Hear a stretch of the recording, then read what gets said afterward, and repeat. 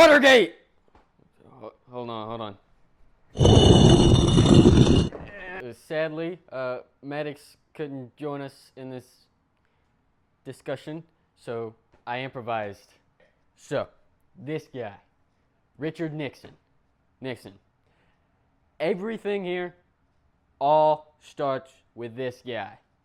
Starts with Watergate, to the next president, even TV girl, alright? So, start off with Watergate. We're gonna go back to the front. We're gonna go back.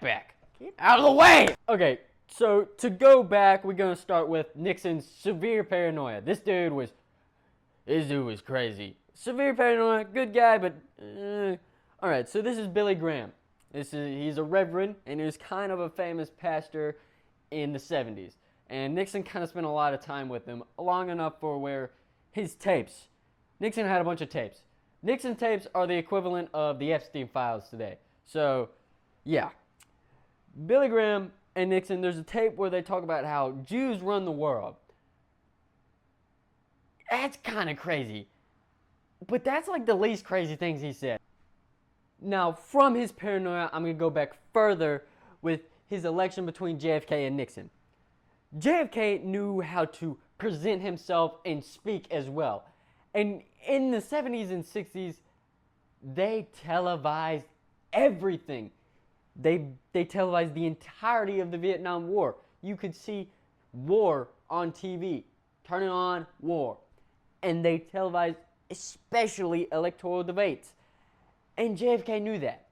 Now, Nixon, he was old school. He's been in politics since the 40s, during World War II.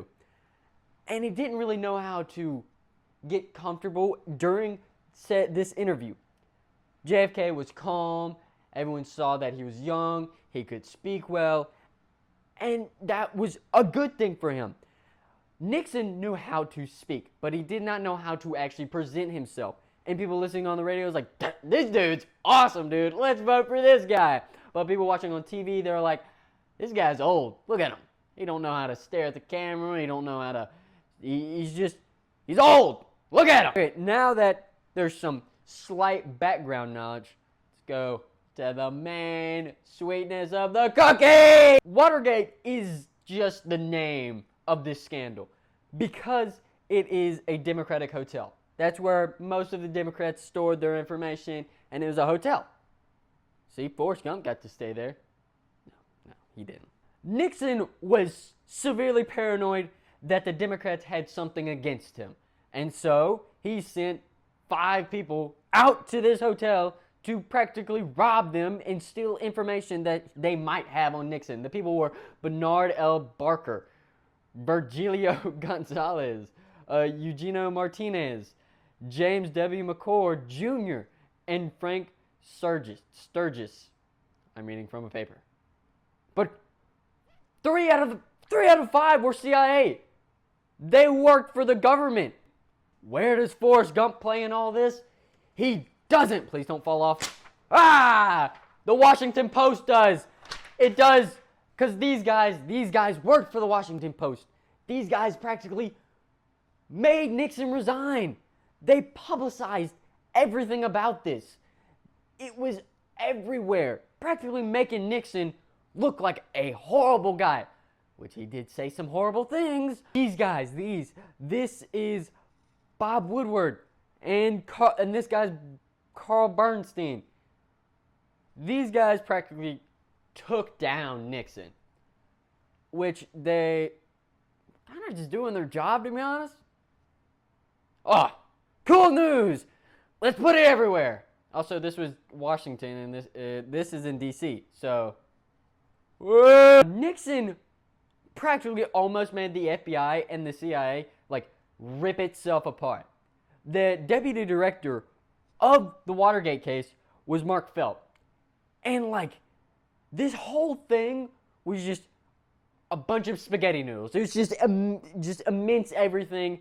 I mean, shoot, 3 out of the 5 people that robbed Watergate were CIA agents. They were former or current. It's just, everything was insane during all this. And then when Nixon finally resigned, his vice president got elected Gerald R. Ford. Yeah. This handsome, beautiful young man, he was an okay president. Not many people liked him because he pardoned Nixon. Nixon, well, he said some things, but not many people. He was an okay run. He was okay! Asking, why is old Sleepy Joe here?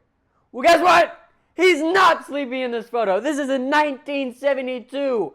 He was a senator during the Nixon administration. That right there just baffles me. Because what? Almost 50 years later, he becomes president. He was president when he was 56. This dude became president when he was 78. That's just crazy to me. I know. It's just, I can't comprehend that. But Nixon called Joe when his wife and daughter died in a car accident, I'm pretty sure. And this dude taped it.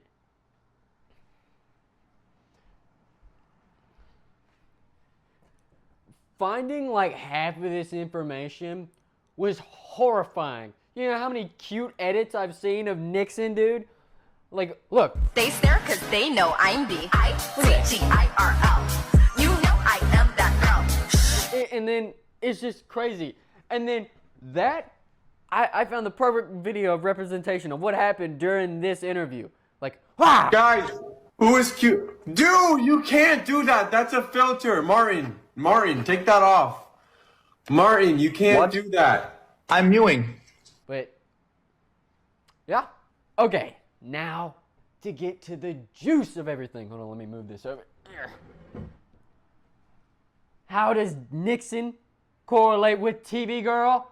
Well, guess what? In one of his speeches got used in a TV Girl song.